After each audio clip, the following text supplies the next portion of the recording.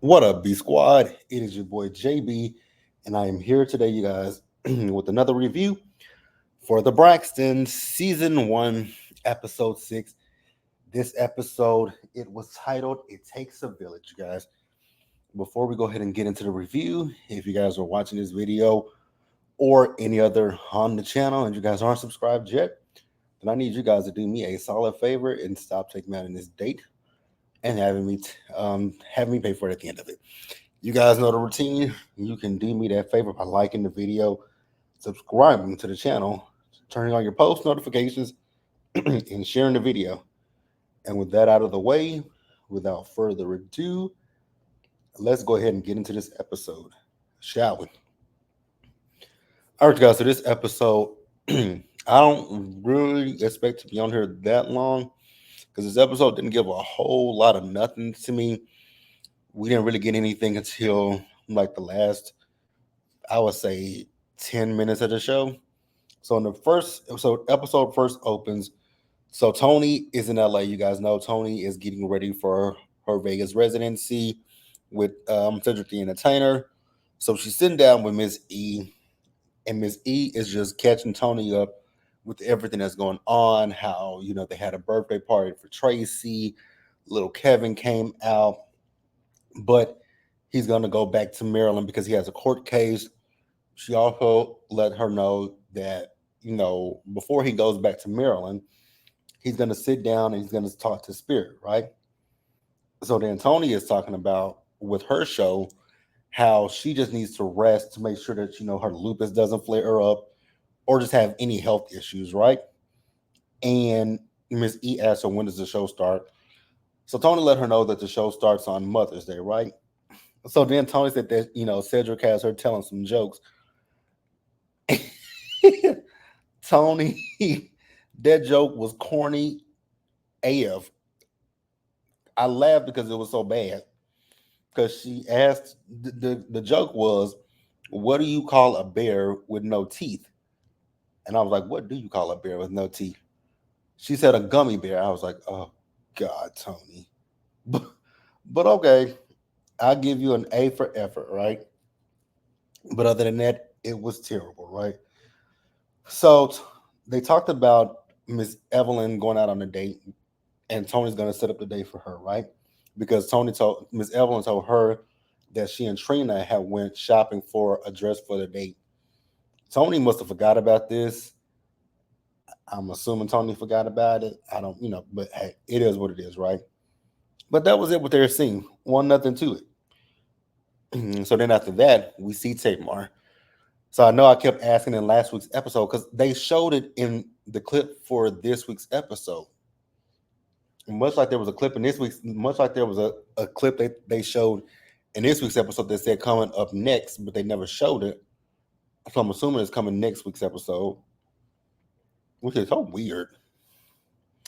But another thing that's weird when it comes to this show is the fourth wall. I'm so sorry.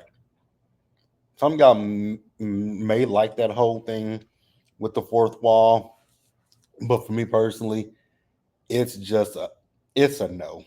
I don't like seeing it. I wish they would stop with it because yeah, just not feeling it. Not feeling it. Not feeling it. Not feeling it. But like I said, Tamar is sitting down with Carlos King. Now you guys know how, when it comes to Carlos, I don't have an issue with Carlos. I think he's just for me. Sometimes Carlos can be a little bit extra, and he also and that voice can be piercing. It can be piercing. That voice is piercing, but it is what it is, right? So after this, we see Tony. So Tony is with her wardrobe team, and they're just coming up with the final, making the final decisions about what she's gonna wear for, the residency, right? And whoo, when I tell y'all, looking at Tony, mm, mm, mm, it don't make no sense for her to be in her 50s and to still look as fine as she do.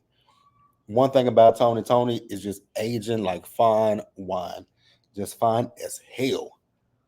Like, my gosh, he looks good, right? So Tony is also talking about this date with Miss Evelyn, trying to find somebody for her to go out on a date with. And one of the guys was like, "Don't put her on Grinder." I was like, "She wouldn't even make it on Grinder." Like, absolutely not. But hey, it is what it is. So also Tony lets us know that Denim is modeling, right? So her manager and her, they wanted to manage him, but I don't know if that would be a good idea. I don't know if that would be a good idea. So yeah, let me know what y'all think, because that was really it with that scene. Wasn't nothing else to it. So then we move back over to Tamar and Carlos on the podcast, right? Now, what I will say is, when it comes to Carlos and his podcast, right? There are times that I will listen to the podcast if it's somebody that I want to particularly hear what they have to say. 9 times out of 10, I don't watch it. And it could just be me, but sometimes when I watch his podcast, it feels like, it's one thing to give people their flowers, and it's one thing to,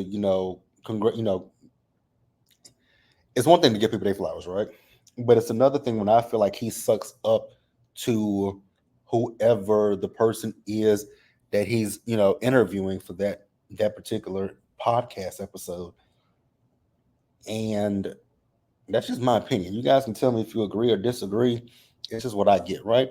That's all it is, right? So he was talking to her about Braxton Family Values. He was telling her how when he watched Braxton Family Values that he automatically gravitated towards Tamar.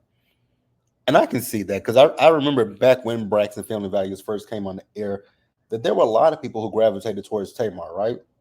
What I will say is, when I initially started watching Braxton Family Values, I've always been a Tony Braxton fan, so that was never something that was going to waver, even meeting her sisters.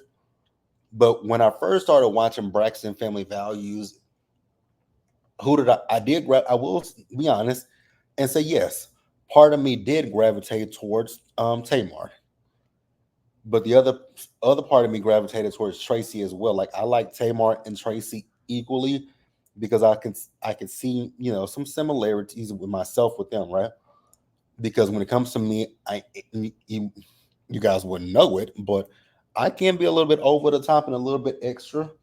I can be, right. And then when it comes to my family, I felt like Tracy did with her family sometimes, right? So, he was also asking her about, her marriage to Vince, and if she thinks that, the show and her, her getting all of her, her dreams come true was the downfall of her marriage. And I was like, oh, I don't know if I would say that was a downfall. I feel like, they said there was some abuse between Tamar and Vince, right? I think that was a contributing factor. And I will say, but I don't know if I would say that because Vince is big in his own respect, so I don't necessarily know if I would say that either. Hmm. Let me know what you guys think. Also, you guys may hear them people down there at the pool. It's I don't. I mean, it's like they done got out there and just really got loud. My God, today. So then he talked to her about, filming this show, and she said that she's a friend to the show, which I have noticed that with this show that Tamar is not. You know, I have noticed that with Tamar, we don't see a lot of Tamar, but I also have noticed that when it comes down to the girls, they don't really film together. I've noticed that too. They don't really film together like they used to, and I wonder why that is. I mean, back on Braxton Family Values, yes, we knew that Tawanda and Trina were down in Atlanta. We knew that Tony and Tamar were in LA, but they had homes in Atlanta, and we knew that Trace was up in Maryland. But they would have their individual scenes, but they would also have a lot of group scenes with each other. And that is one thing that I'm noticing that we don't see a lot of with this show. The only time that we saw them in a big group together. Now, granted, I will say in Braxton Family Values, I know the first season Tony didn't really film with them like that, because I remember Tony said she wanted this to be for them and not really for her. But then somewhere along the line, she started filming a little bit more. But I will say I noticed that, right? That there are not a lot of group scenes with them. But yeah, it is what it is. I don't even know what I was talking about. I really don't even know what I was talking about. What was I talking about, y'all? So yeah, they're getting louder out there now. So I'm gonna try to talk a little bit louder because the pool people are getting louder. Now I know what I was saying about them not filming a lot of scenes with each other, right? But Tamar says that she's a friend to the show because back on season 3 of BFV, she wanted to quit back then. And I do remember that after they showed that clip of her saying that that was going to be her last scene of this and for the show, I do remember that. I don't remember what happened with them, but I do remember that. I do remember that. What else? It wasn't really a whole lot. Like I said, this episode, to me, it was kind of fluff. Not a lot happened until we get to the end. And then once we get to the end, I'm gonna have a whole lot of questions. I'm gonna have a whole lot of questions. So next up, we see Miss Evelyn. So Miss Evelyn is sitting down with Angela Gibbs, Marla Gibbs, who looks amazing. I think Marla is in her 90s at this point. She looks good. Maybelline Ephraim, she looks good as well. They were just talking about dating and what Miss Evelyn wants from a date, and I was like, do I really care about this? And the honest answer is absolutely not. You know, if Miss E want to date, let her date, and it is what it is, right? I ain't got much else to say about that. Don't care. No shade to Miss Evelyn, by no means. I just didn't care about that scene. It was nice to see Marla Gibbs, and it was nice to see Maybelline Ephraim. Definitely was nice to see them. Other than that, they could have kept that scene. Then we see Tony. She went to go see Denim at his photo shoot. He did good with the photo shoot, right? So ain't really much to say with this scene either, because all they talked about was the fact that he just wants to be known. He just wants to be known as Denim and not Tony Braxton's son, and that was really it. I know you fucking lying. Now they done said, oh my god, I don't know. Oh god, this video right here. Now they are playing Adele. Hello. They just started playing the fucking music.